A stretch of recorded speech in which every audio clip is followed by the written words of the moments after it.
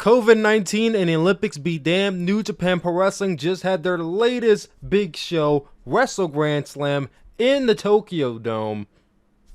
And you hear that and you're like, damn, it's probably a packed house, 40,000 screaming fans, and then you see the show and you realize that it's probably about like 5,000 tops. Now, I know you probably think in your head, well, New Japan booking sucks lately, so that makes a lot of sense, but I will come to the defense and say that because of the state of emergency in Tokyo right now, they could not run a full arena, so they had to run on restrictions, a lot of restrictions, and that being the crowd, and it really does affect some of the aesthetic for the show. When you first look at it and you see an almost empty arena, you're kind of, I don't want to say taken aback, but you're like I was at the Tokyo Dome like last January, and seeing a Wrestle Kingdom-like show with little to no fans is just very odd. Like, I feel like I would have probably preferred this show take place in a smaller arena. But I understand for the contract they probably had with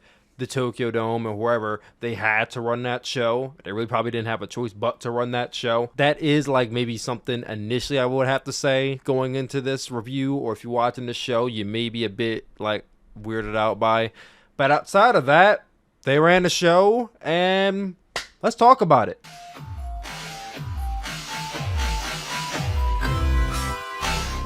So let's get the pre-show out the way, and I'll tell you straight up, I didn't watch the fucking pre-show. I didn't care. I couldn't care about the New Japan Ranbo, Toriano, and the Provisional. Who cares about Toriano and the Provisional trophy, the whatever, it's the KOPW? Do you guys care about that? I really don't. I did when it first started because I thought it was a fun concept, and then I felt like a lot of the stipulations became very stupid, and I don't care about it. So I did skip to the very end of the match, and I saw that Chase Owens is now the new KOPW Provisional, which, cool that you have somebody else in that slot. I don't know how that's really going to affect how it is carried from here on out. Hopefully that means some better things coming out of that trophy, but I expect nothing more. Onward to the actual show.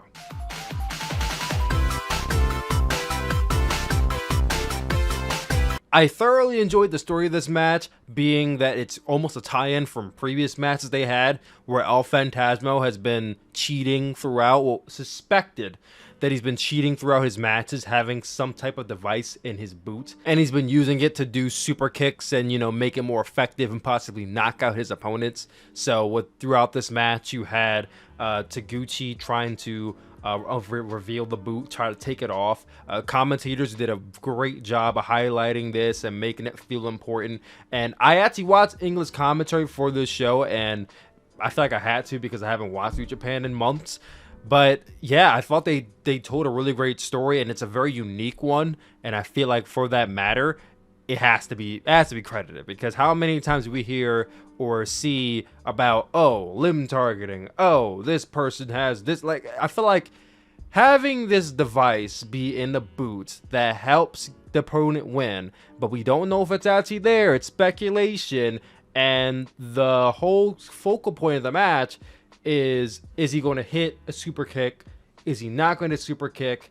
Or is the boot coming off? Like, that is so much more diverse and intuitive than an arm being targeted, because I feel like I see that every night in every show. Like, that's nothing impressive anymore. It's cool to see, and I think when people sell greatly, it's still effective and I still enjoy it, but by no means am I begging to see limb targeting in matches anymore. This was creative, and for El Phantasmo's character, a very snarky, like slimy heel who will do anything to win his matches, it just worked perfectly. And it all led up to the end, which I genuinely loved. You have Taguchi struggling to get El Phantasmo's boot off to really reveal what's in it, and he finally does, and he's like, oh, I have the boot, and he goes to show the referee what's inside the boot. Well, camera can't see it, obviously, because the boot's like upwards. He goes to show the referee, and Taiji Ishimori gets in the way, and he's like, oh, whoa, no, he takes the boot away, and he's like, no, don't even look at it, don't even look at it. The referee's like, I'm trying to peek inside, da da da. So you have I'm laughing trying to explain this because it's so funny. So El Phantasmo's on the ground, recuperating from his boot being taken off. And Taguchi turns around. El Phantasmo punches him in the dick, hits a CR2, and gets the pin. It was funny. Like, it's I don't want to call it Yano tactics, but it's something that I feel like if Yano did, it probably would have been even more funny. But the fact that we got to see it in a tag team match, and it wasn't like, oh, also this stuff, it was centered around one thing, and the one thing worked. I can't complain about it. It was not the best match on the show by no means, but personally I liked it a lot. I would give this a 7.5 out of 10.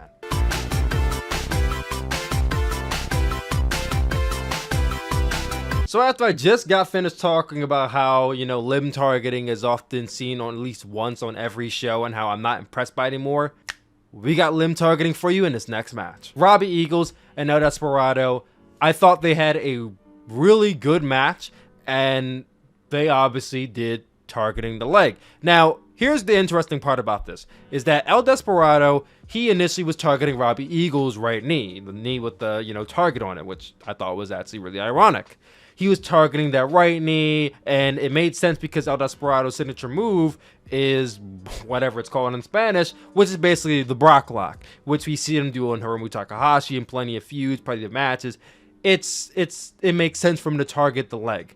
And in here, why it was so interesting is that Robbie Eagles is known for targeting the leg in his matches. Robbie Eagles, that's really, I would say, a big part of his moveset is to target the leg and the setup for his finishing move, which is that Romero special. Not the Romero special, the Ron Miller special, what he calls it.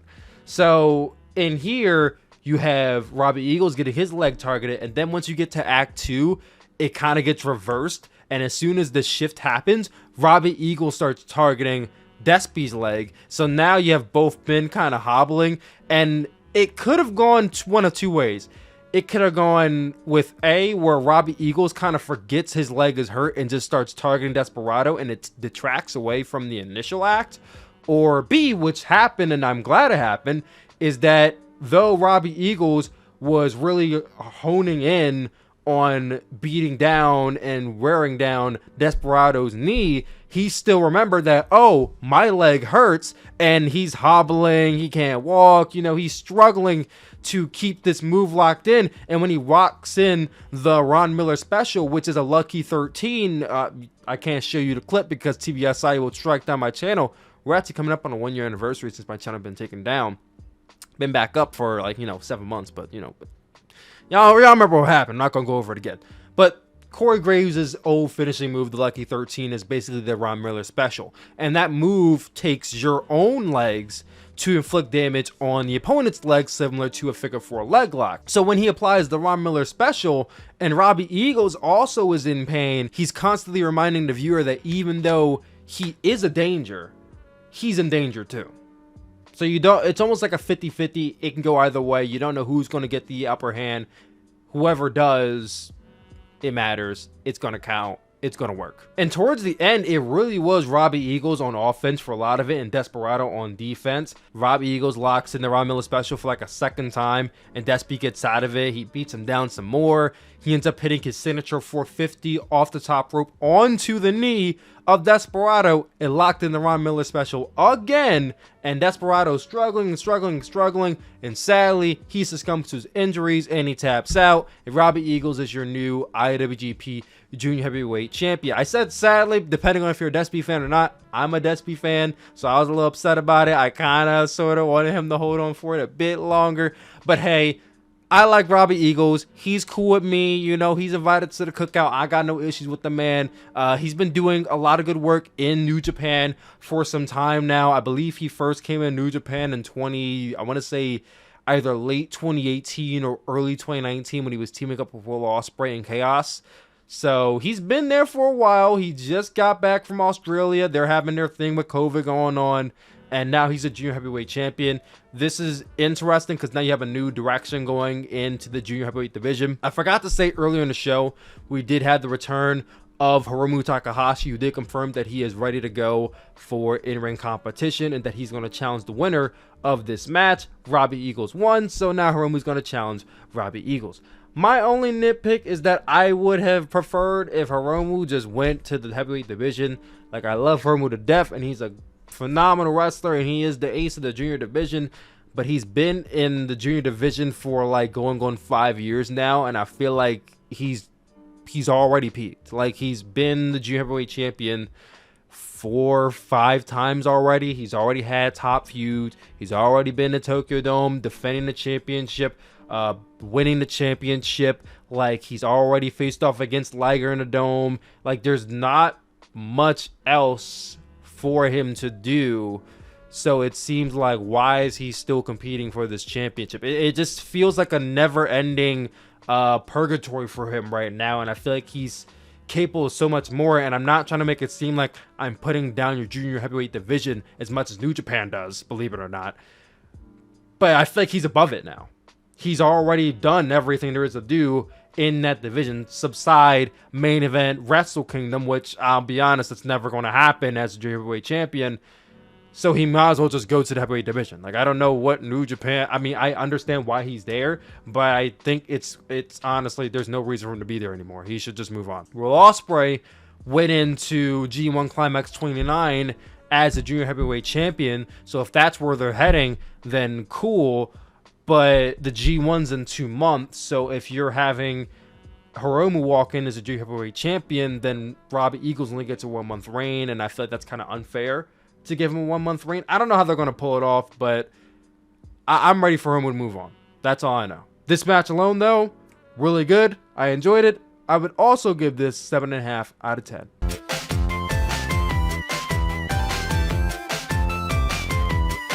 The last year of Kazuchika Okada matches have been quite the roller coaster, because he's had some highs, but he's had a lot of lows. Like, there's been a lot of matches where he has dragged his feet and he looked lazy. Now, I know, I've heard it, you don't have to remind me, I know that he's working through an injury, a herniated disc in his back, lower back injury, whatever the case may be. I'm not responsible for if he goes out on injury leave or not. He should have gone out and leave by now. New Japan should have gave him time off. There's no reason for him to be on New Japan television if he's not competing in a main event scene. He should have already taken time off. So if he's not going to take time off, I'm going to critique him as if he's not injured. So that's where I'm going from here on out. This match was like, okay. Like, I wanted to like this match. I felt like we were heading in a good direction. It started off with the typical Okada pace. So, you know, they're doing the lockups, you know, chest slaps, what did you call it?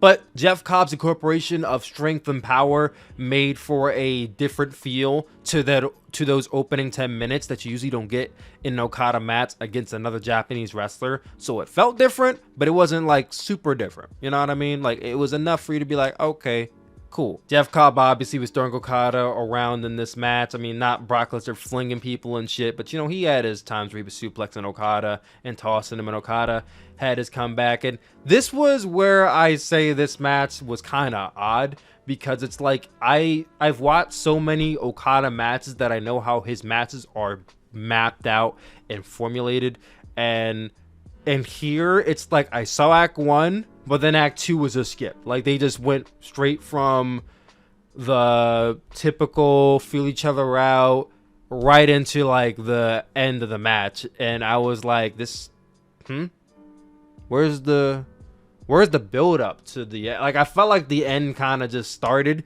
and it's like I wasn't ready for it. Like, I didn't hate the ending of the match, I was just not prepared for it, because it just kind of, how to describe it? It's kind of like going up a roller coaster, like I said earlier, where you're going up and up and up, and you know the drop is coming as you're rising. You get to the top, and then you go down. It's like, well, the way I could describe this is that you're on a roller coaster, and you're going up and up and up and up, and the top, like, you know, the good shit's up here, and you stop.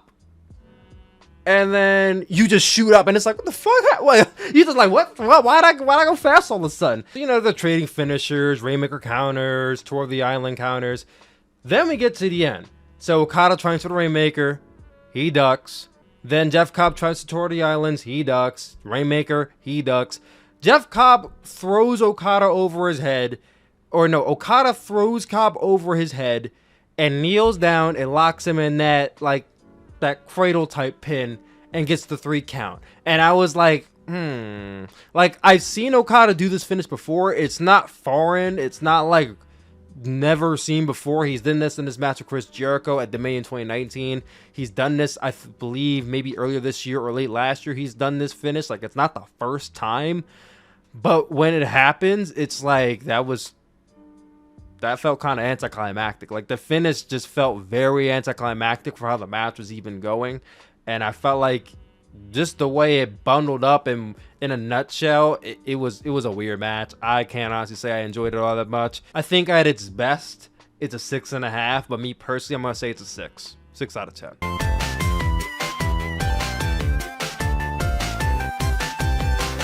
So technically, this was the longest match on the show by like 30 seconds. But that goes to show you how long this match was, because it was as long as the main event was. 37 minutes. Ridiculous. This match did not need to be 37 minutes long. And I saw the first match, and I enjoyed the first match a lot, and that match was also pretty long, but you know, it was the first time they really had stuff going for them, and you know, I understand the style that ZSJ and Taichi work, and Naito and SHNADA, I thought they had good chemistry as a tag team. But then I watched this match and I was like, this kind of felt like the first match I saw with them, except it was just longer. I really didn't see what the big difference was. I mean, they changed up how some sequences went, and yes, they changed up some moves that may have happened, but if I played these matches to you back to back, I feel like you would feel the same way I felt, and it was like, I felt like I just watched the same match happen. It took 25 minutes to get interesting, and then after the 25 minutes, it turned into a tornado tag style chaotic tag team match, which was cool, but it wasn't like anything creative or different from the first match. Sorry, not sorry. And once the grand finale came, Naito enforced Final Destino, and Zack Sabre Jr. went to his feet and countered it, and Naito managed to Pele kick. Well, he tried to Pele kick him, but Zack Sabre Jr. grabbed his leg, put him down for that Zack Sabre Jr. clutch pin, and got the 3 count. So the Dangerous Tekkers are your new IWGP Heavyweight Tag Team Champions. I mean, that's fine. I feel like the Dangerous Tekkers have been kind of stuck in that tag team division since COVID started. I'm ready for the G1 Climax, see them, you know, in singles action, because seeing them booked in tag team matches every week it's annoying for me to see, and I don't even watch New Japan, but I'm like, I know they could do other stuff. They're almost slotted in that GOD spot where Guerrillas of Destiny is just permanently tag teams and they never do anything different. Just like once a year they may get some singles matches, but that's really it for them. That's kind of where ZSJ and Taichi are right now. Now, all in all, I thought the match was fine, but this would have been much better if it was 25 minutes and not 37 minutes. I'm gonna have to give this 6.5 out of 10. 6.5 out of 10 at best.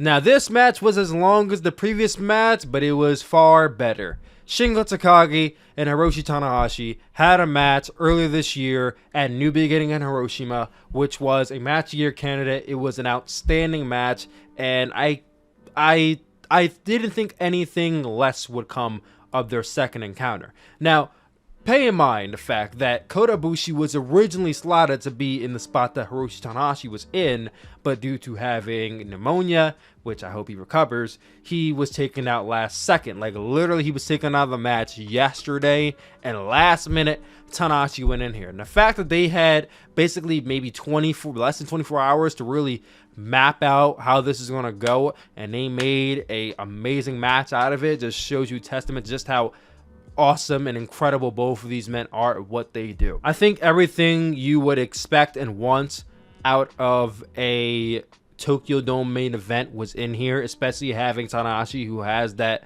experience of being in that main event and knowing exactly what spots to do, when to do them, when to have their opponent target his knee, how to sell it, and he was definitely the general in here. This is definitely a Tanahashi style match. More or less the first one, I felt like it was a combination of both. This one was more or less the Tanahashi New Japan main event epic, which I feel like this definitely feels slightly different than the first one, unlike the last match I just saw, and that's why I gotta really give it a leg up over the last match as well. And I'm not gonna lie to you guys, As the match went on, I was a bit worried that Tanahashi might actually win, especially when Tanahashi hit the Kamaguye and then hit the high fly flow. I thought it was definitely the end of the match. And then Shingo kicked out, and I almost yelled because I was shocked that Shingo kicked out of that. You know, Tanahashi is just in that main event, in that arena. I believe that was probably it, and Tanahashi's going to be the new World Heavyweight Champion, because when you think about it, this is a new championship, and New Japan probably is going to crown Tanahashi as a champion at least one time. So I'm like, this could be the one time he's the champion, and then hold it for like maybe a few months and then drop it to somebody else. But he kicked out. The match went about a good 5 more minutes, and it was still great. Shingo Takagi did hit a top rope, lasted the dragon, made in Japan, and then Tanahashi kicked out of that too. So it was like, goddamn, what else is he gonna hit? Obviously, he ends up things out. What lasted a dragon got the 3 count, and Shingo Takagi retained the IWGP World Heavyweight Champion. This was a phenomenal match. I would give it a solid 9.5 out of 10. It was amazing. It definitely made up for the rest of the card that I saw.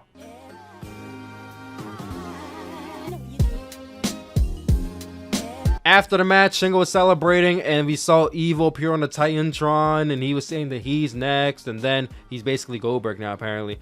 And then the lights went out, and Evil was in the ring with Dick Togo. He laid him out with everything is evil, posed with the title, and I laughed my ass off because I'm like, y'all really expect me to believe that Evil, who lost to Toriano, who's been lost in the shuffle for the last 6 months, is a credible contender for this championship? Get the fuck out of here. Like, the only reason Evil was in this spot right now is because he's a former world and IC champion. I guarantee you, if Evil never won that championship but still had the same arc, he would not be challenging for this championship. I guarantee you that for a fact. They probably realized that without Will Ospreay, and Okada lost already 2 times to Shingo, and without Tanahashi, they kind of ran out of challengers, so they gotta feed him like Evil, and I guess they didn't want to do Kenta for some reason, so they have to feed Evil to him, because Evil's not being Shingo. It's not happening. So I'm guessing Evil is the last program from Shingo going into the G1 Climax, where Shingo should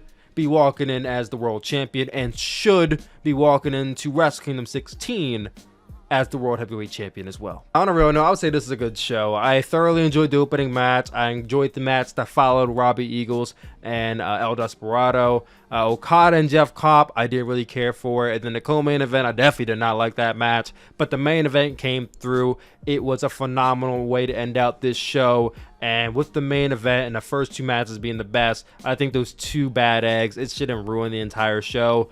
I would say this show is a 7 out of 10. Maybe not something you have to drop everything and watch, but if you have time, check out a few matches. I would highly recommend the opening match and the main event match for your liking. And that was my review of Wrestle Grand Slam in the Tokyo Dome. What do you guys think? Comment down below. Let your boy know. Hit like on this video because you guys keep asking me for New Japan Pro Wrestling content, but then when I do it, y'all don't pull up. So make sure you like the video and subscribe if you have not already, and I will see you guys later. Peace.